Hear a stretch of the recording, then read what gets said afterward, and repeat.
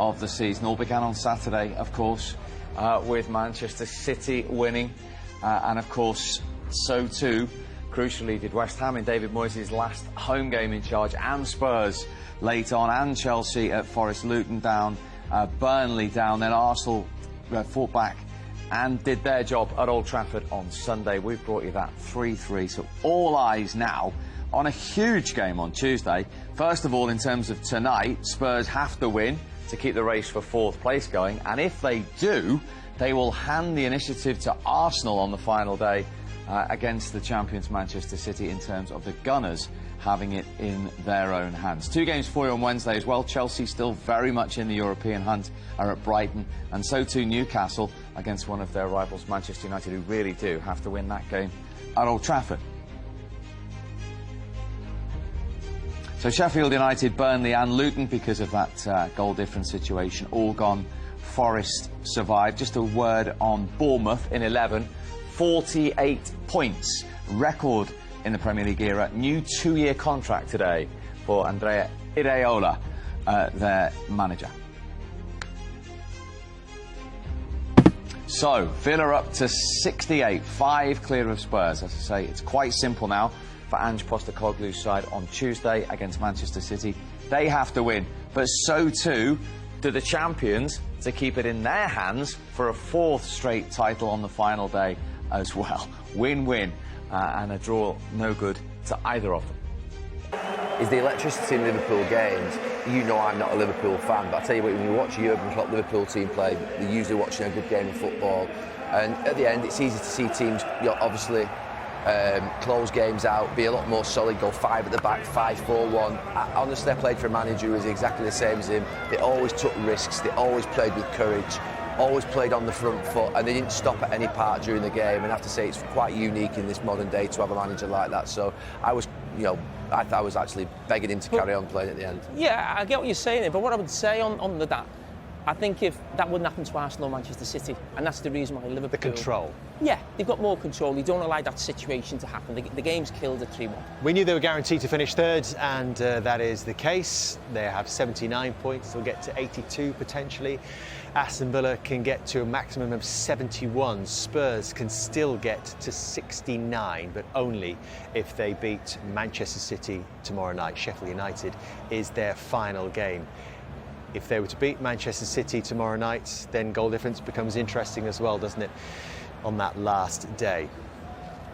But Tottenham's mindset was always going to have to be to win these 2 matches. But if they lost tonight, I know, there was a chance for Spurs if they drew the game. Playing for a draw, the mindset was always going to have to be to go and win these 2 matches. It doesn't change. Do you think that helps Spurs, though, in some ways? Yeah, I mean, look, I don't think I've watched Ange Postecoglou's teams all season. You have, we all have. They don't play for draws. They go and play to win. So tomorrow night, we'll see. Yeah, but I mean, that would have been better. It would have been better. You can still play for a win and the game ends up a draw. It doesn't mean you change your mentality in terms of trying to win the game, but it definitely makes it more difficult for them now. Remember as well, Spurs, Man City, Manchester United and Newcastle wrestling for a place potentially in the Europa League, Europa Conference League as well. So there's something on that game on Wednesday night. It's a bit drier on Wednesday as we head back to Old Trafford. Don't think they've fixed the roof yet. John, Yuri, that was a significant night for Aston Villa, but you really did have to dig deep and work hard. Just a brilliant effort towards the end. I know we got a bit of fortune with the 3rd goal, but it's been a tough couple of weeks. Manager will not admit it, but boys are out on their feet, giving absolutely everything. Yuri's obviously coming back, playing through the pain barrier.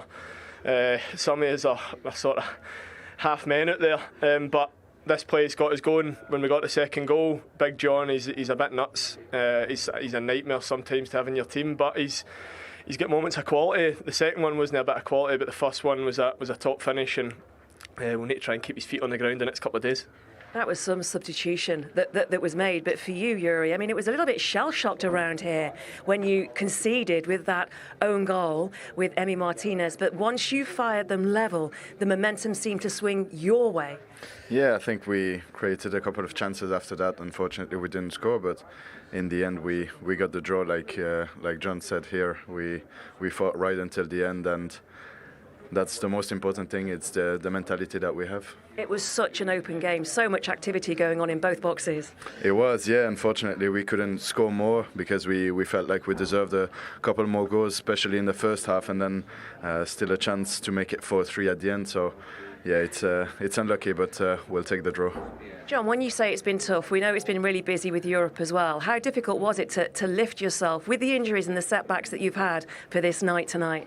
No, I don't think it's been difficult for us as players. We've got, I don't know about you, he might have played with Anderlecht in the Champions League, but there's some of us that have never been close to Champions League football in our life, so the goal for us is massive. Throughout the season, I think what's gone under the radar is you hear about everyone's injuries. We're not comparing ourselves to other teams, but the manager's got a no excuse mentality. We've not used it as an excuse. People keep writing us off all throughout the year. We've just floated under the radar nicely, and we're so close to 4th position now, and we'll get the Man City tops on tomorrow night and see what happens.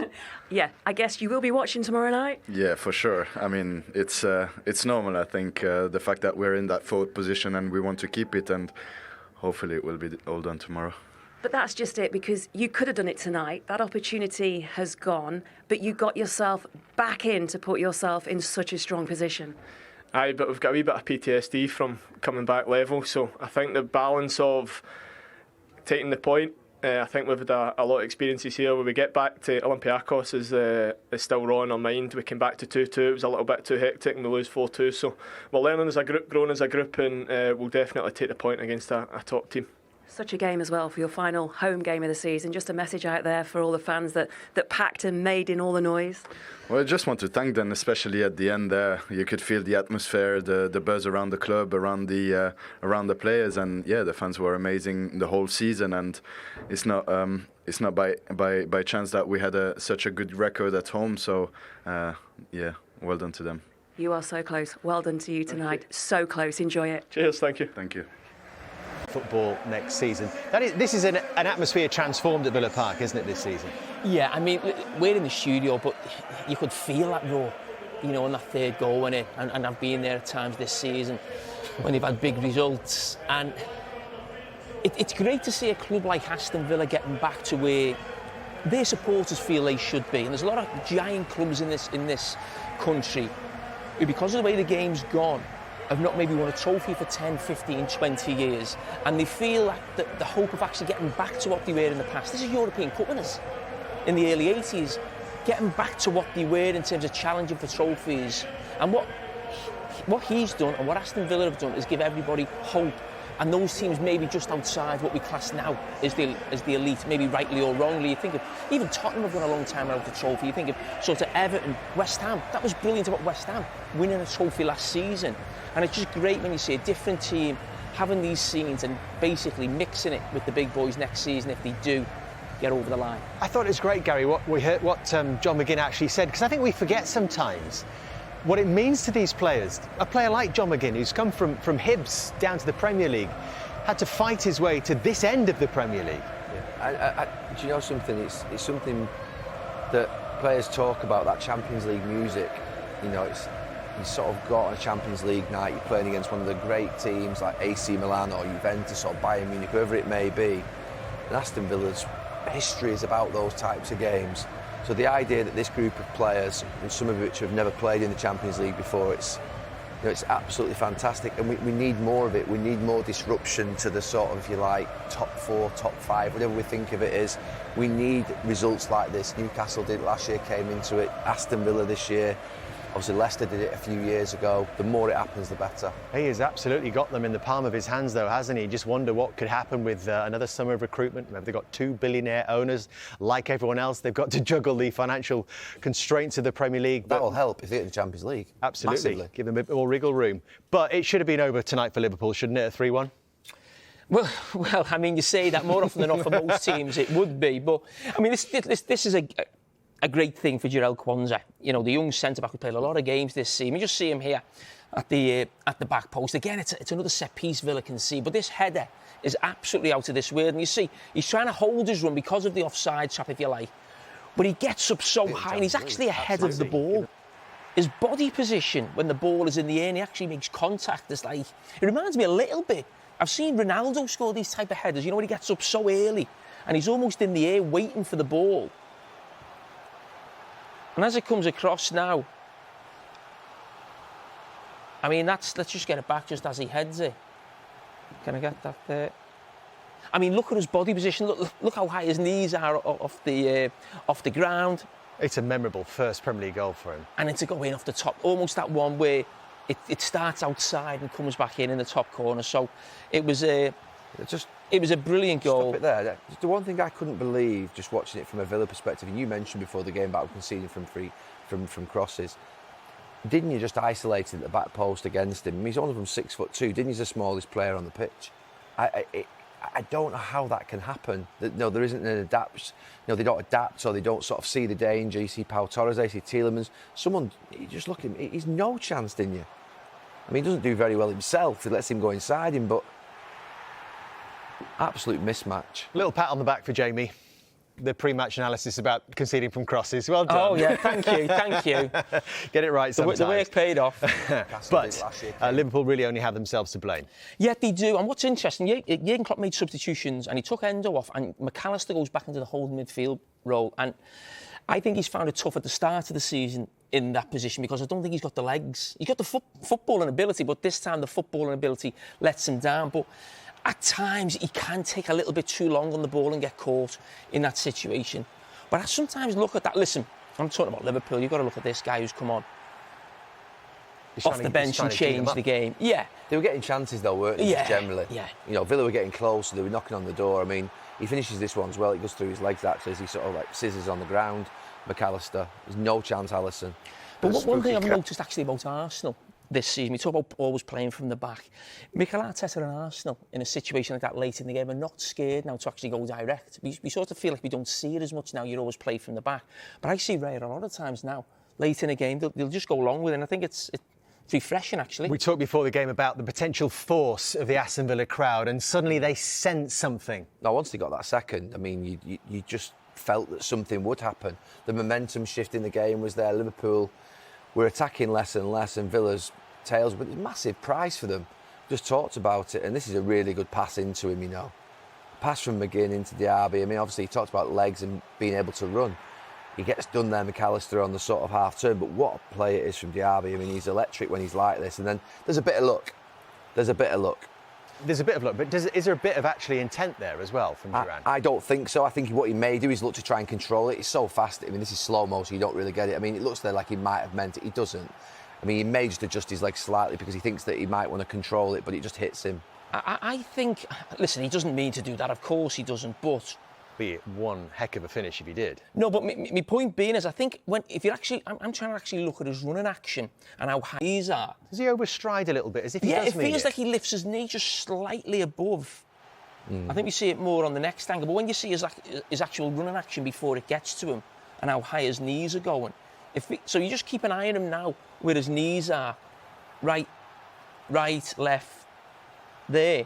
It just feels like when the ball comes in, his left knee just goes a little bit higher than maybe what the normal stride would be. He seems to just maybe lift it. Listen, who knows? Only he knows. But they got that little bit of luck. But over a season, have they been the team who we'd say have been the fourth best team in the league and maybe deserve to be in the Champions League? I'd say yeah.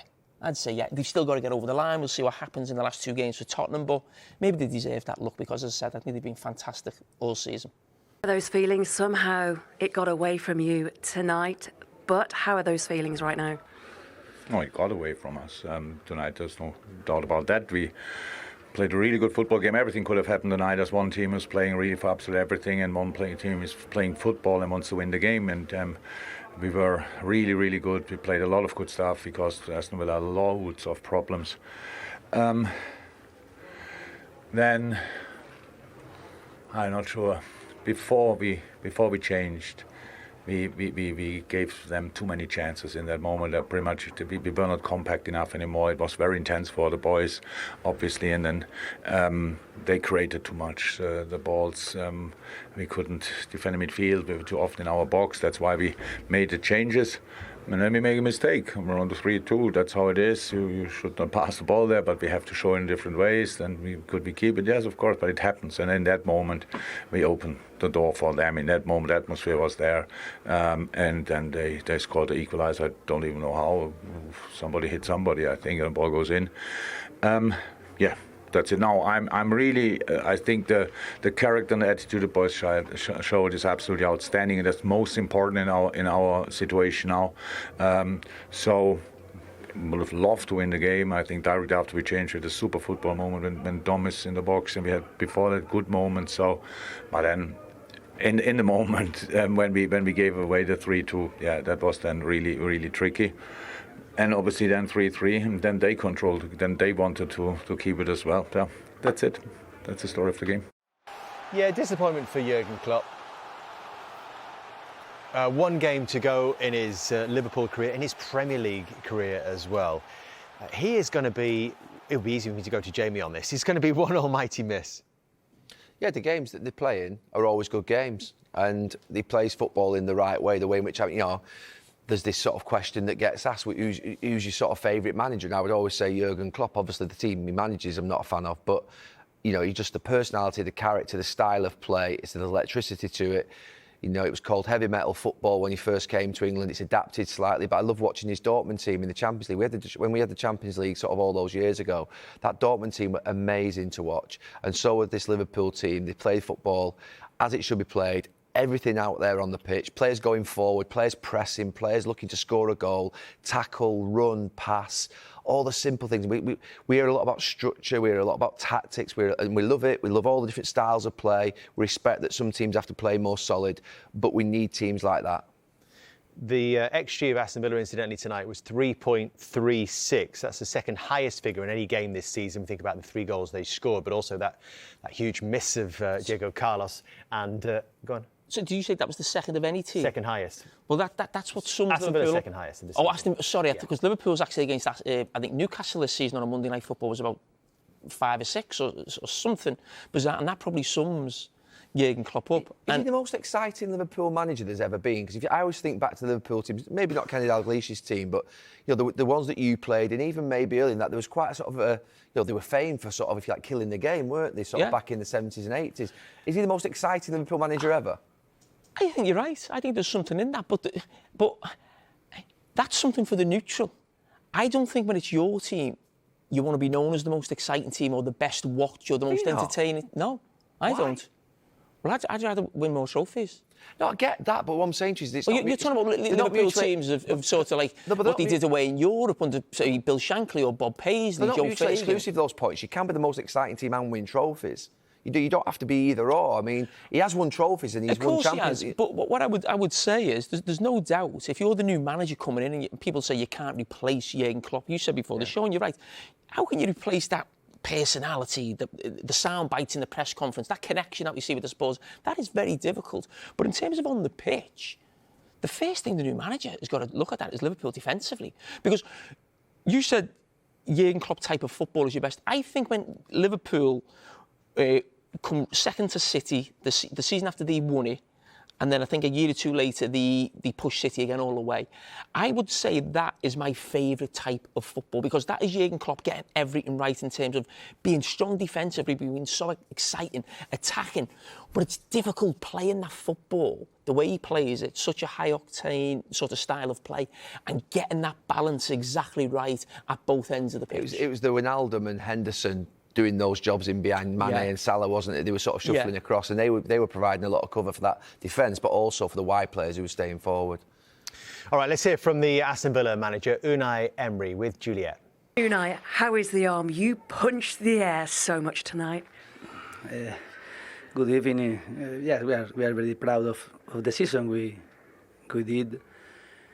It's not enough at the moment to get the fourth position, but of course we are going to prepare the match on Sunday in Crystal Palace, and we are motivated. Today we could finish in case we were winning, but I think we could compete very well, and we really were progressively getting better and creating chances. But at the end, this draw after how we were in the minute 75, more or less, losing 3-1, we had to accept that even after we scored 2 goals, we had chances as well with the last chances with Musa Diaby.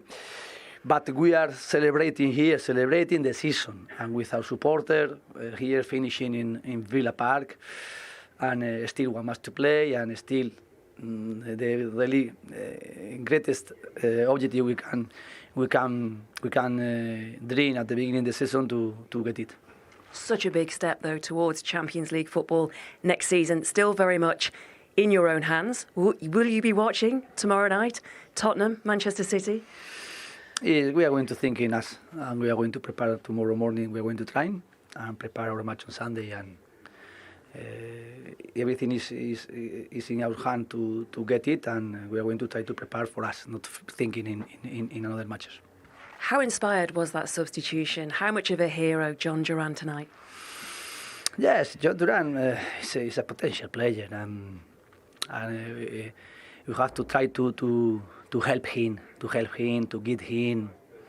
When he's good guy, but he needs be behind him, pushing and trying to help and trying to be demanding with him, try to adapt, getting better and progressively our demands tactically as well. And I was pushing him, but when he can have some chances, he's really very clinical. And today was very important. His 2 goals very, very important. I know you're disappointed that you didn't do it tonight, but it is still very much in your own hands. And as you say, you got a chance, even though the result didn't go your way, but to celebrate in front of your home fans, because it has been some season for Aston Villa.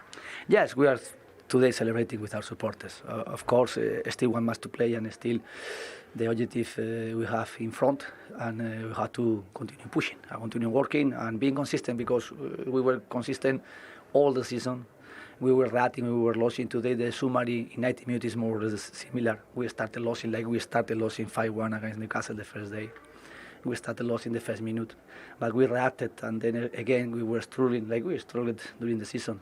But always the team was being mature, and as well reacting, always being consistent in our mind, how the difficult is the way and how the difficult is to work hard to get it. And today, at the last moment, we did it, and inch by inch we did all the season, and as well still inch by inch for Sunday in Crystal Palace.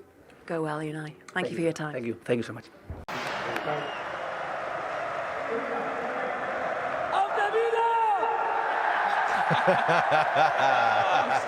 Up the Villa. Up the Villa indeed. Up the Villa indeed. Inch by inch, point by point, Aston Villa are getting closer to the Champions League. I thought it was interesting, Gary.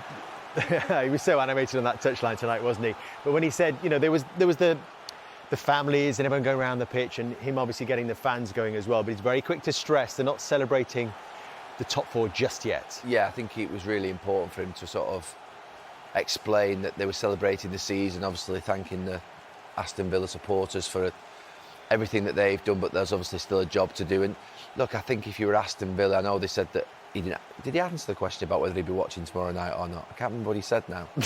I wasn't sure when he didn't really answer the question. No, but I would be absolutely all eyes on that game, me tomorrow night, thinking that City are obviously favourites to do the job. They need to win, and that they can have the most amazing night out sort of during the week, can't they? Tuesday, Wednesday, unexpectedly, because obviously Villa... Tuesday, Wednesday and Thursday. Absolutely. They can have an absolute belter of a week. They can. City, you know what I mean? Do you know what I mean? I think Arsenal will be really disappointed, but imagine Villa tomorrow night if this result goes, you know, the way in which... Well, if Spurs were to win, it makes it a little bit edgy going to Crystal Palace, doesn't it? It does. And listen, we're thinking about things riding on the last game, maybe for the title. We've still got that. I mean, we're both there tomorrow, aren't we? I mean, it's a massive game, isn't it? You know, for both clubs. And tomorrow, I think if City win, I think they've won the league basically tomorrow. But I mean, if Tottenham win, that does take that, you know, to the last game, and then Arsenal won the league. Does feel a little bit like a season definer, doesn't it? Tomorrow night, 7 o'clock. They win or they lose. He goes for it. It's going to be an electric game tomorrow. You have to give them a chance because of the firepower what Tottenham have.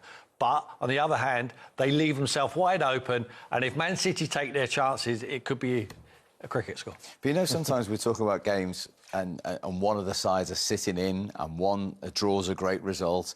This is an extraordinary game in the last week of the season where both teams...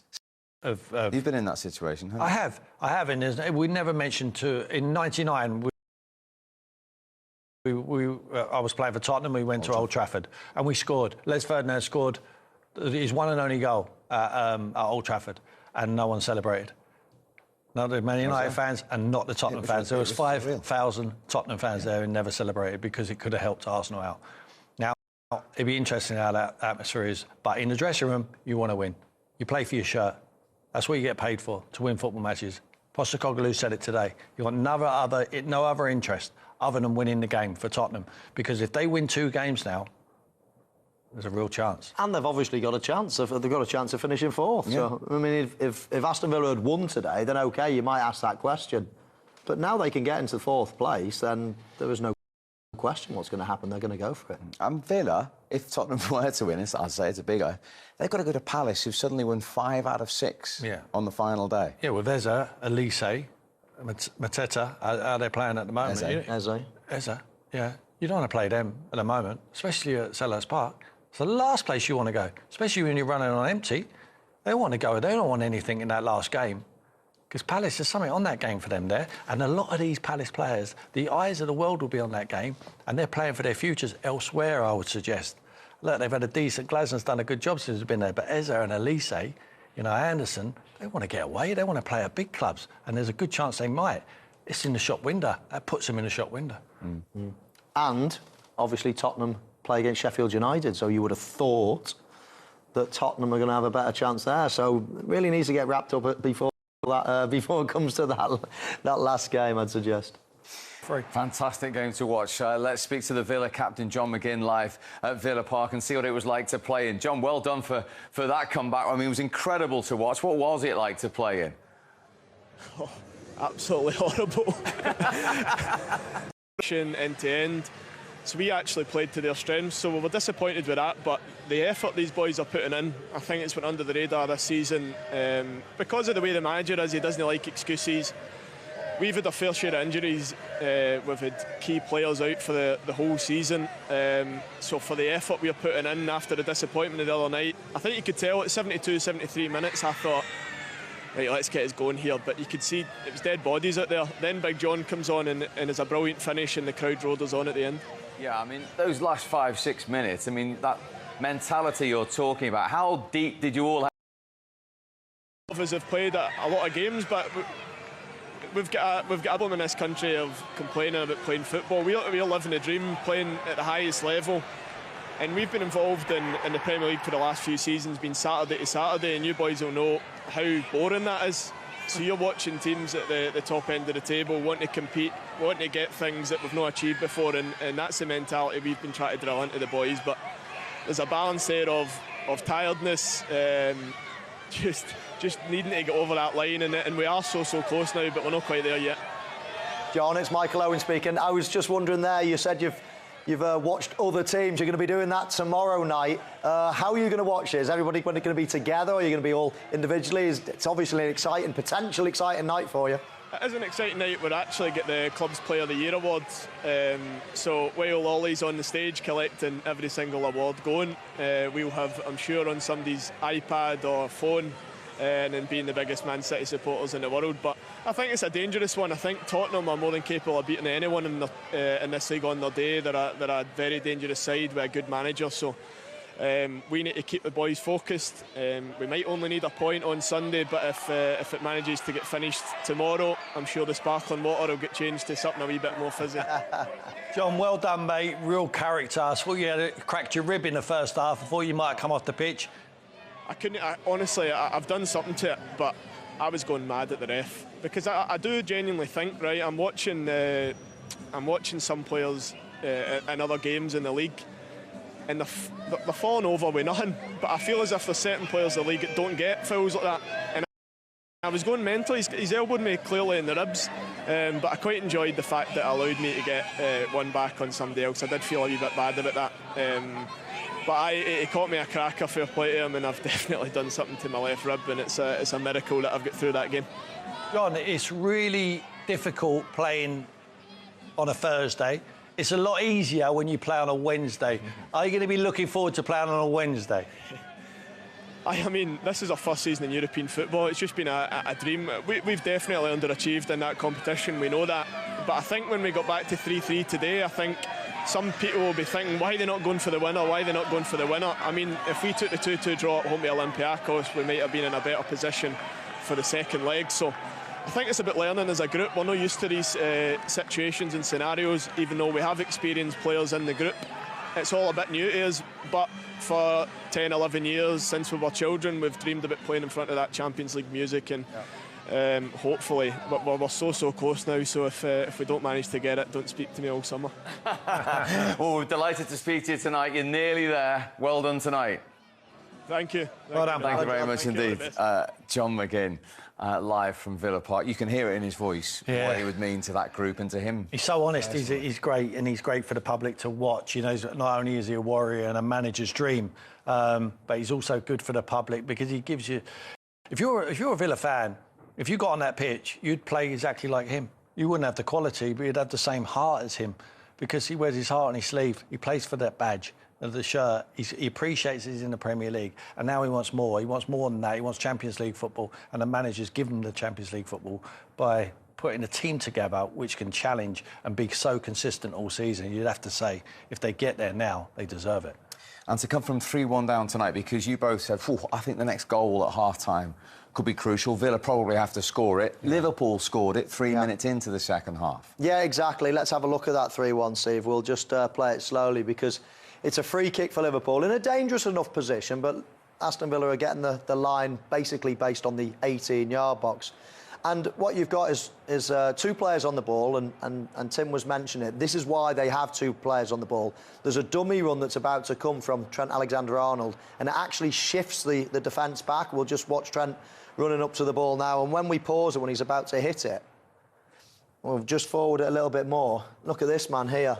This is Pau Torres, and all of a sudden, he's playing onside in a moment. So when Harvey Elliott then goes to play the ball, you could argue that he's playing... I mean, maybe even Quansah would be offside. Yeah. This man here is at Gakpo, but that man there is probably offside. And also, this is a bad situation. He's let his man go at the back. He's let him go, but the dummy's crucial because Pau Torres goes in.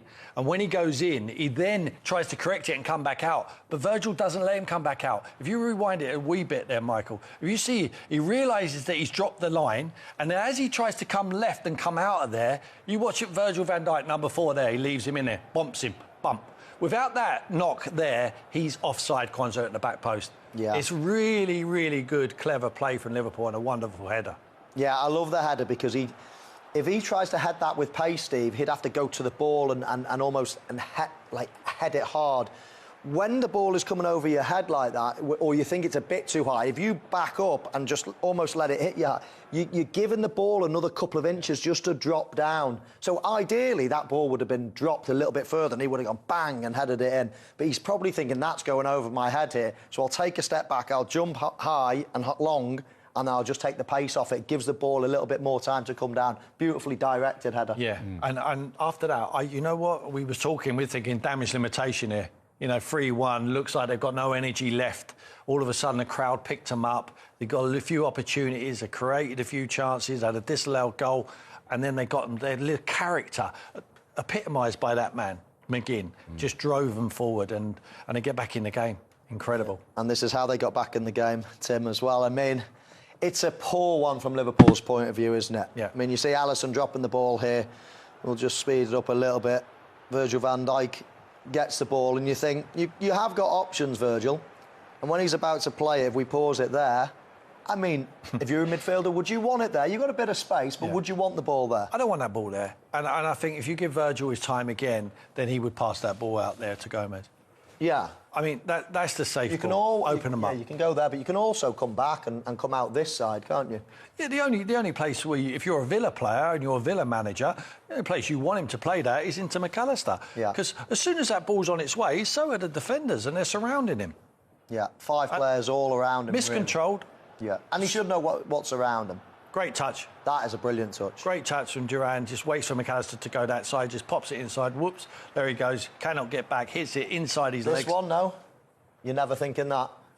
I was thinking at the time, not that I would have done it, but I thought, if he would have started the game, perhaps. Yeah. He's just come on. He wants to make an impact. Yes. You know, and he thinks this is all about me, and bang, what a finish that is. Yeah, it was a great finish. He hit it hard. We talk about Tielemans hitting their goal hard, but he smacked that one into the back of the net, Stephen. If you can just click up This, but they earned that fortune, didn't they? They did, and before the fortunate piece, it was great play by Aston Villa. I just want you to keep an eye here. If I just highlight him before, Diaby, just watch his movement now. He starts moving and he checks. He finds a little gap. He's thinking, am I going there? And he sees one of the players, I think it's Endo or Gakpo, just blocking it. So he goes to the other side and then watches touch, and then it's acceleration past McAllister. It's brilliant. I think that's the making of the goal, Tim. Well, I was having him off the pitch, but that's why Unai Emery knows him better than I do, and he thinks keep him on the pitch because he's got moments like that which change the game. They get fortunate with a Duran finish, of course they do, but little bit of quality there. Great movement, and the way he receives it on the back foot just makes all the difference. That's why Unai Emery kept him on the pitch, because I thought he had a poor game. So we saw 6 goals. We could have easily seen more. Alisson save at the end, but in the first half, Diego Carlos and Ollie Watkins, who was almost on the end of It's this. getting more and more uncomfortable every time I see this. I mean, it's a real poor miss from Diego Carlos. Listen, I think Tielemans does brilliant. He wins it back there, and then he gets through to Bailey, and then it's just, this is not a great angle, but it's a great angle to see that it's a poor miss. There's not an angle where we can protect him. There really isn't. But when you see him try and get in front here from this one, try and get in front now of Ollie Watkins. Why would you do that? You're aware of all the surroundings. You know there's not a Liverpool player in there, but he was just trying to be selfish and score himself rather than leave it to his man, top scorer in the league, and he had an easy tap in. I cannot believe because what he's done is, because he's occupied with Ollie, he's took his eye off the ball and it's just squirmed off his foot. Yeah, the ball's just gone a little bit too quick for him. He's just not got his feet into position. And by the time he's lifted and tried to prod out, the ball has just gone past and he's flicked it. Bad miss, but as we saw earlier, there's been a bad miss in this fixture before. Well, yeah, there you go then. I mean, in terms of Premier League era,